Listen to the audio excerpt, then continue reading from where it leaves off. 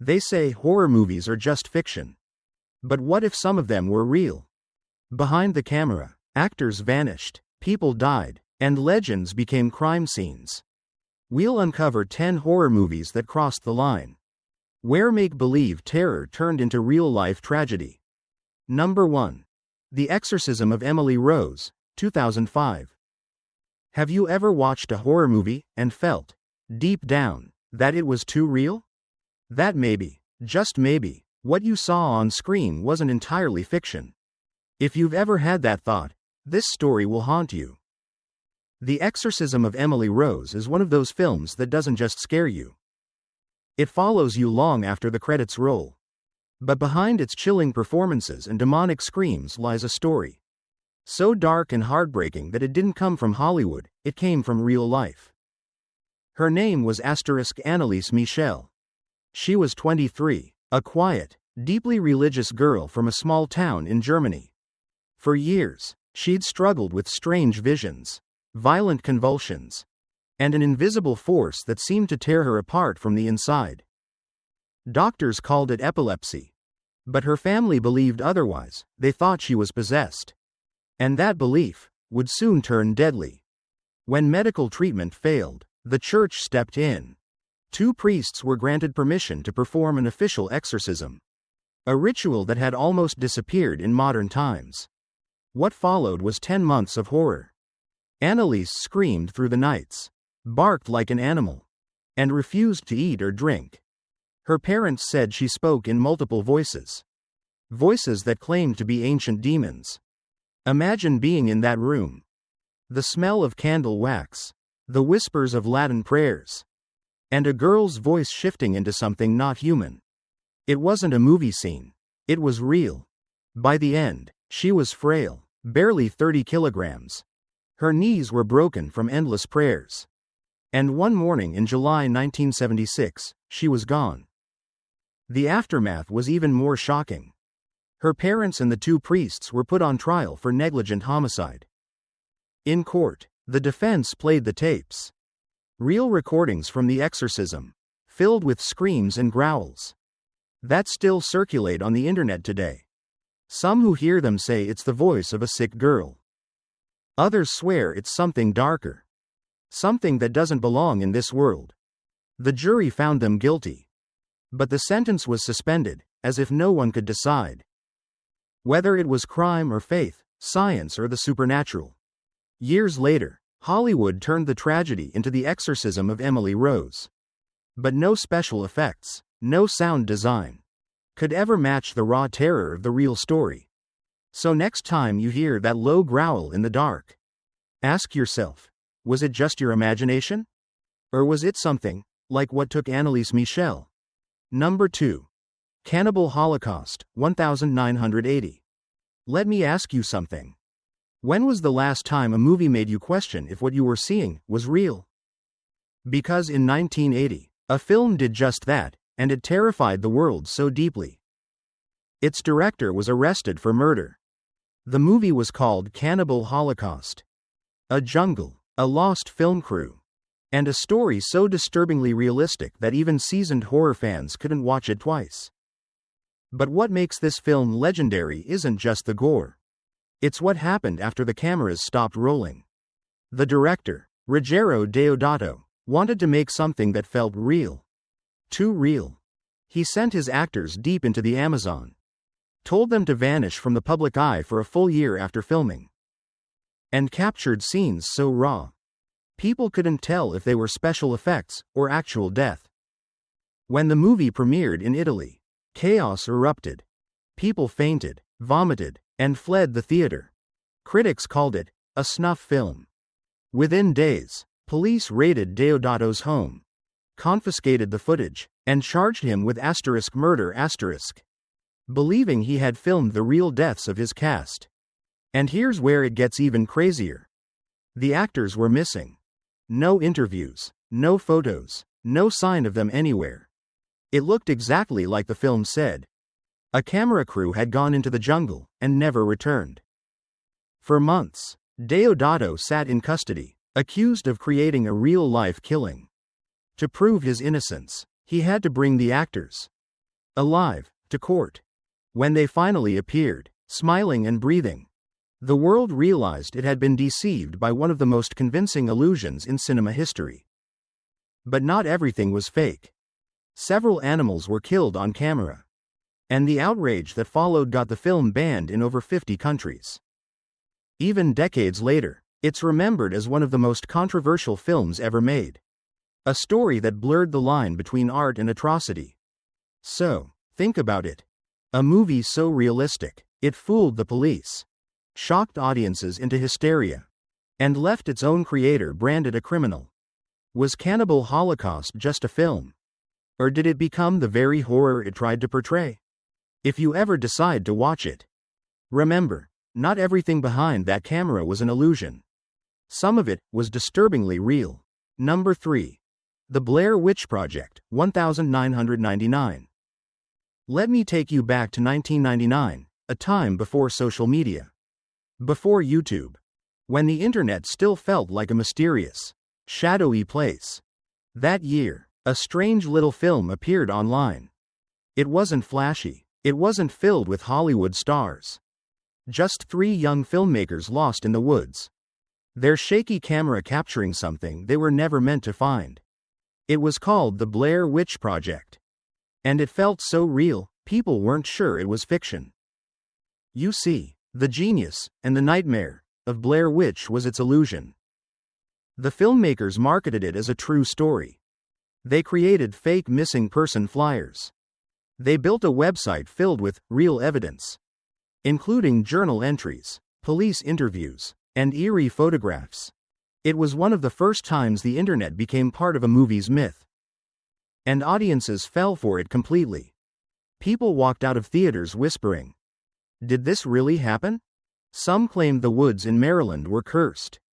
Others said the spirits of the dead crew haunted the area. And for a while, it didn't feel like a movie. It felt like an urban legend that had come alive.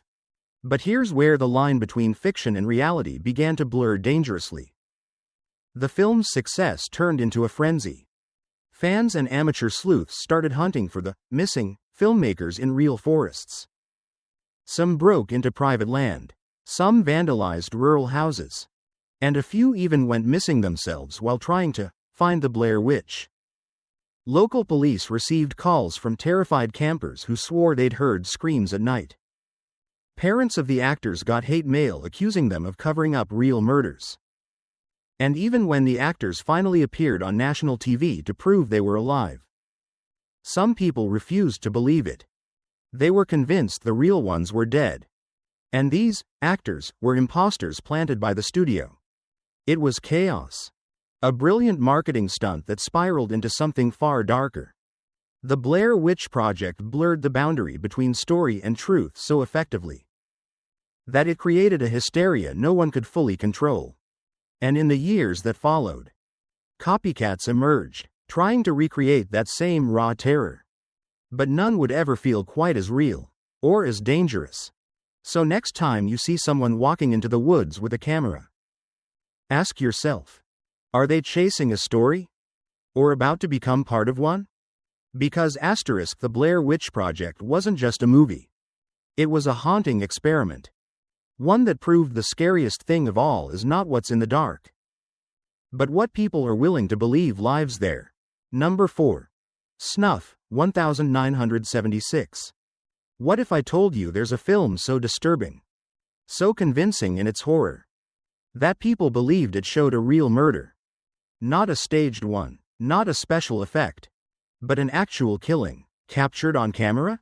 That film was Snuff. The year was 1976. Audiences were already used to blood and gore on screen. But Snuff was different. It didn't just show violence. It claimed to be violence. The posters whispered, the film that could only be made in South America, where life is cheap. It was a marketing slogan designed to shock. And it worked far too well. People went into theaters expecting horror. They came out trembling, some screaming, others rushing to the police to report what they'd just seen. Because in the final scene of Snuff, the camera keeps rolling after the movie ends. You see a woman pinned down. her screams echoing as the crew brutally kills her. Her body twitches. The blood looks real. Too real. And here's the thing. The filmmakers never said it wasn't. They let the rumor spread. They wanted people to believe it. Newspapers printed headlines like, "Real murder filmed." And the FBI even got involved, investigating whether a crime had truly been committed. But the truth was even stranger. That final scene? It wasn't part of the original film at all. It was added later, cheaply, crudely, by the movie's new producers, who wanted to cash in on the growing fascination with so-called snuff films. They hired actors, shot the fake killing in a single afternoon, and glued it onto the end of an otherwise forgettable movie. They thought it would be good publicity. It was. It also destroyed their lives. Protests erupted outside theaters. Politicians called for bans. And in a twisted way, snuff gave birth to a terrifying legend. The myth of the real, snuff film. A movie where someone actually dies for entertainment.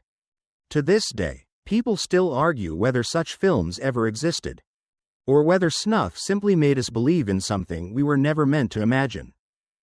So tell me, if you watched a horror film and felt deep down that what you saw was real, would you turn it off? Or would you keep watching? Just to see how far it goes? Because snuff wasn't just a movie. It was a mirror, reflecting our darkest curiosity back at us. And for many, that reflection was far too real to bear. Number 5. The Amityville Horror, 1979. What if I told you the house from Asterisk the Amityville Horror wasn't just a movie set, but a real place, where blood actually spilled, and where evil might never have left? It began one cold November night in 1974, when Ronald DeFeo Jr. walked through his family's home in Amityville, New York, and shot 6 of his relatives, his parents, and 4 siblings. As they slept, no one screamed. No one ran. It was as if something silenced the entire house that night. When police found the bodies, DeFeo simply said, "The voices made me do it." And that's when the legend began. A year later, a new family, George and Kathy Lutz, moved into the same house. They knew about the murders, but they wanted to start fresh.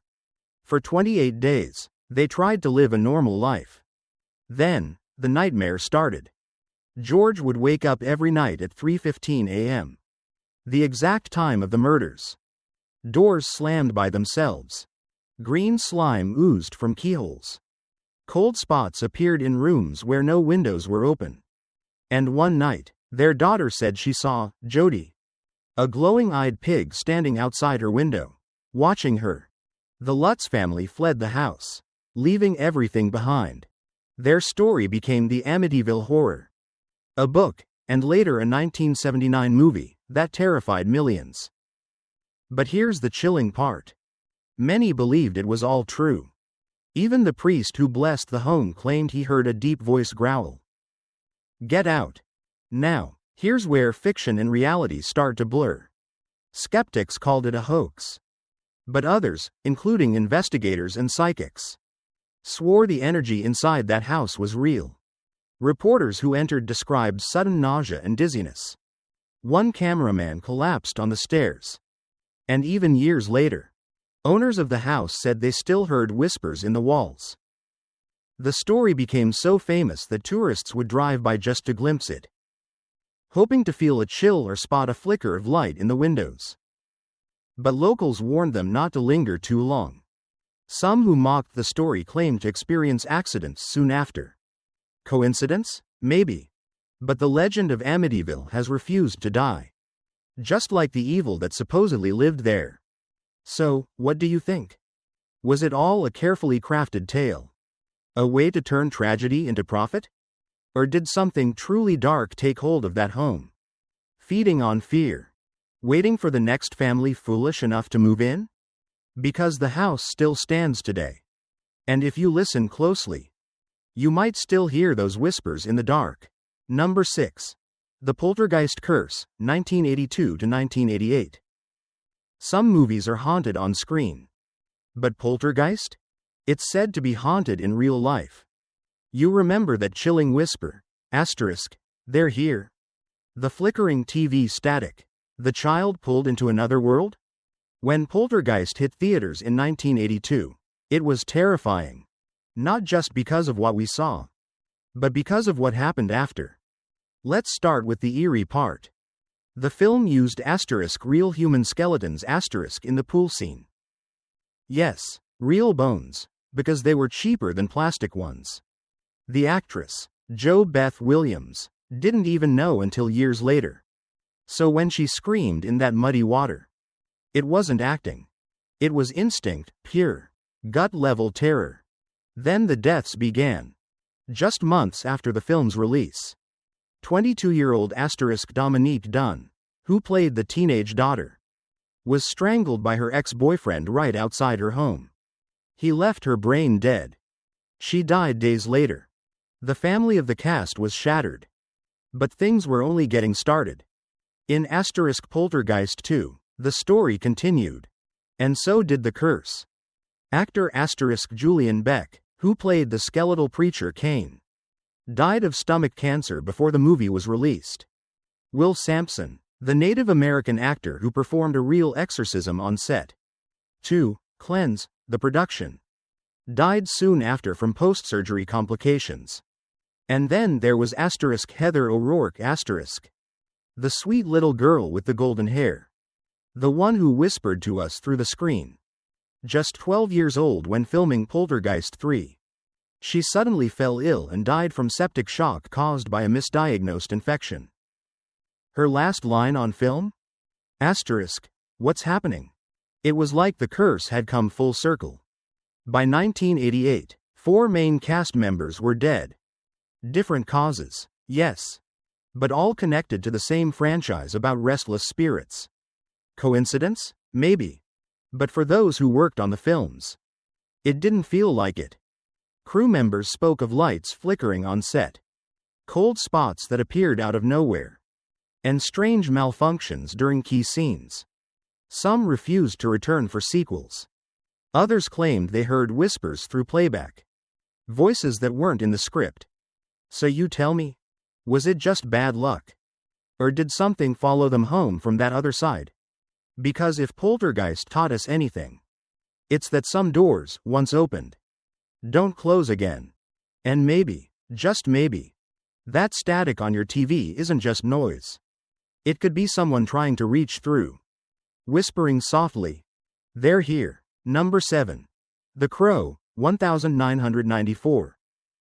There are movies that chill you. And then there are movies that curse you. The Crow was supposed to be about love, revenge, and resurrection. But what happened on that set felt like death was taking notes. It was supposed to be Brandon Lee's moment. The son of martial arts legend Bruce Lee, finally stepping out of his father's shadow. He played Eric Draven, a man murdered with his fiancée, only to rise from the grave, painted in white, to hunt down the men who killed him. It was gothic, poetic, and darkly beautiful. But behind the beauty, something sinister was brewing. Even before filming began, strange accidents kept happening. A carpenter was electrocuted. Another crew member crashed through a set wall. A storm destroyed key equipment overnight. Someone even joked, "This movie's cursed." No one laughed for long. Then came the day, March 31st, 1993. The scene. Eric Draven walks into a room, shot by a gang. Simple, right? A blank round fired from a prop gun. But something went horribly wrong. A fragment of a real bullet had been lodged inside the barrel from a previous scene, and when the gun fired, that fragment shot straight into Brandon's abdomen. He fell. Everyone thought he was acting. But he didn't get up. They rushed him to the hospital. 6 hours of surgery. No pulse. He was only 28 years old. The movie continued. But the shadow of his death clung to every frame. Body doubles, CGI, rewrites, they finished it anyway. And when The Crow was finally released in 1994, audiences couldn't separate the fiction from the truth. Because what they were watching on screen A man coming back from the dead. Was eerily close to what had really happened. And then people started whispering. Had the Lee family been cursed? Bruce Lee had died mysteriously 20 years earlier, while filming Game of Death. Ironically, a movie about an actor who dies on set. Now his son had met the same fate. 2 films, 2 deaths, both surrounded by eerie coincidences. It was as if death had come back for its sequel. Crew members later swore the energy on set never felt right. Cold spots. Whispers when no one was around. Lights flickering during emotional scenes. Maybe superstition, maybe something darker. But one thing's certain, The Crow became more than a movie. It became a haunting. A love story that death itself refused to end. So when you see that final shot, Eric Draven walking through the rain, his spirit finally free, you can't help but wonder, was that Brandon Lee's farewell too? Some say he never left that set. Maybe he still lingers, somewhere between the frames. A ghost trapped in his own story. Number 8. Twilight Zone. The movie, 1983. Have you ever watched a movie scene? So real, so intense, that for a second you wondered, wait, is this really happening? That's exactly what people thought when tragedy struck the set of Twilight Zone, the movie. It was supposed to be a tribute to Rod Serling's iconic 1960s series. A celebration of strange tales and moral twists. But what happened behind the scenes was darker than anything that ever aired on television. July 23rd Road, 1982. A late-night shoot in California. Actor Vic Morrow, a Hollywood veteran, stood knee-deep in a river, holding 2 small children in his arms. A 7-year-old girl and a 6-year-old boy. The scene called for chaos, explosions, helicopters, fire. The director wanted it real as possible. But no one on that set could have imagined how real it would become. The helicopter swooped in low, its blades slicing the smoky air. Pyrotechnics erupted around them, bigger, louder, hotter than planned. The pilot lost control. Sparks, fire, confusion. And in a split second, the helicopter fell. When the smoke cleared, the river was silent. Vic Morrow and the 2 children were gone. Killed instantly. The rotor blades had decapitated the actor and 1 child, and crushed the other beneath the wreckage. It was one of the worst on-set accidents in film history. And it happened while the cameras were rolling. What followed wasn't just tragedy, it was scandal. The director, John Landis, and several crew members were charged with involuntary manslaughter. The question was simple but haunting. Who was responsible? Was it the reckless use of pyrotechnics? The decision to film with children in the middle of explosions? Or was it something darker? A curse born from a film that dared to play God with fate? The footage was destroyed, hidden away forever. But those who saw it said they'd never forget the sound. That deafening roar of blades slicing through fire. And the screams that followed. And maybe that's why Twilight Zone, the movie feels different from any other horror anthology. Because one of its stories didn't end on screen. It ended in blood. The industry changed after that night. New safety laws. Stricter rules for stunts and child actors. But for those who were there, no amount of regulation could erase what they saw. Or the guilt that haunted them after. So the next time you see a helicopter hovering low in a movie, or a child running through a blaze of fire, remember Twilight Zone, the movie. Because sometimes, the real horror isn't written in the script. It happens between takes. When reality forgets where fiction ends. Number 9. The Exorcist, 1973. They called it the most terrifying movie ever made. But few people know that what happened around The Exorcist was far scarier than what happened on screen. Let me ask you something. Have you ever felt like a movie was cursed? Like something dark lingered behind the camera? Well, when The Exorcist began filming in 1972, it wasn't just a movie about demonic possession. It felt like something was possessing the film itself. The story, based on a real-life exorcism from 1949, already carried a strange energy. From the very first day of shooting, things started to go wrong, catastrophically wrong. The set caught fire and burned down completely. Except for one room. The bedroom where the exorcism scenes took place. Everything else turned to ash. But that room stood untouched. Cold and silent, as if protected, or claimed, by something unseen. Production was delayed for months. Actors and crew members began to whisper about the curse. 9 people connected to the film died before or soon after its release, including a night watchman, an actor, and a special effects expert. Even Jack McGowan, who played Burke Dennings, died mysteriously right after filming his final scene. Coincidence? Or did something follow them from the story they were telling? Then there were the sounds. The ones you didn't hear in the movie. But behind it. Footsteps in empty hallways. Flickering lights during takes. And the screams, not scripted ones, but raw, terrified outbursts from crew who swore they felt something watching them during the exorcism sequences. When the film finally premiered, audiences didn't just watch, they experienced it. People fainted, vomited, ran out of theaters screaming. Paramedics were stationed at cinemas because viewers were collapsing.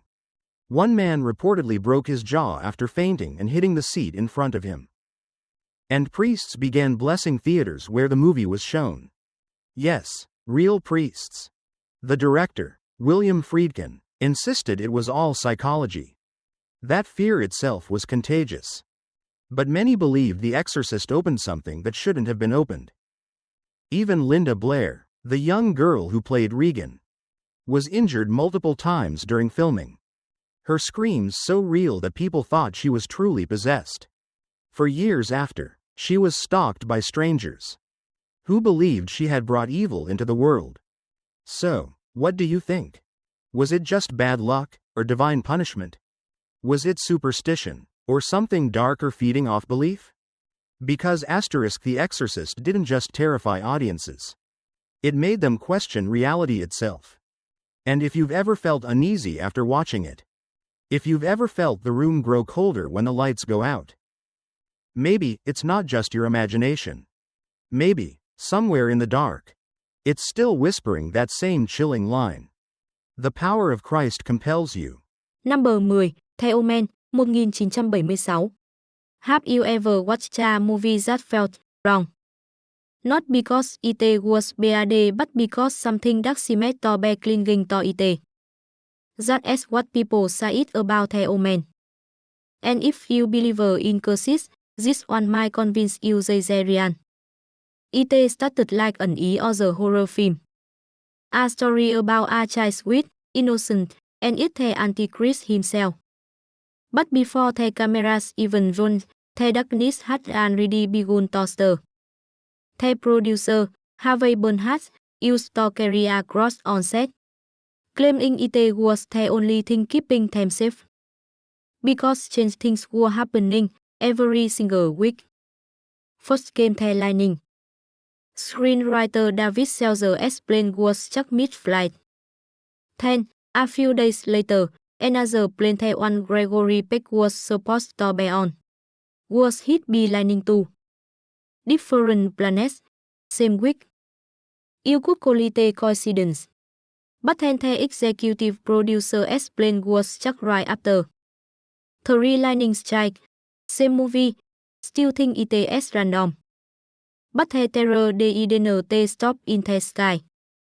When Peck finally flew to England for filming, his plane almost crashed during landing. Later, when a crew member switched flights home, his replacement plane crashed after takeoff, killing everyone on board. Even more horrifying, the crash happened on a fueled by a company called Omen's Aviation. You can't make this up. Then came the animals. A trainer working with baboons for a zoo skin was mauled to death by a tiger the very next day. And during filming, when they brought real baboons onto set, They went berserk, freaking, clawing, slamming against the car window. They actually remixed as terrified reason. Completely real. Because in that moment, no one could control them. It was just like something unseen had taken over. And there's one more story that still sends shivers down their spine. John Richardson, the special effect artist WHO created the film as gruesome decapitation skin. Was later in a car accident in Holland. He survived, but his accident didn't. She was decapitated exactly the way he had decided in the omen. When he looked up from the wreckage, he saw a road sign nearby. Omen, 66,6 km. Coincidence, or something laughing at him from the shadows. People on set said it felt like the devil himself was watching. That every lightning bolt, every freak accident. WASNT just bad luck it was a warning. And when the omen finally hit theaters, audience couldn't shake the feeling that the evil on screen had somehow slipped through the cracks. So, what do you think? Was the omen just a cursed production? Or did the story of the Antichrist wake up something that was never meant to be disturbed? Because when the final skin fades to black, you can't help but wonder, was it really just a movie? And that's a wrap on our journey through the top 10 horror movies that crossed the line from fiction into chilling reality. If you survived this list without looking over your shoulder, give yourself a pat on the back, and then do me a favor.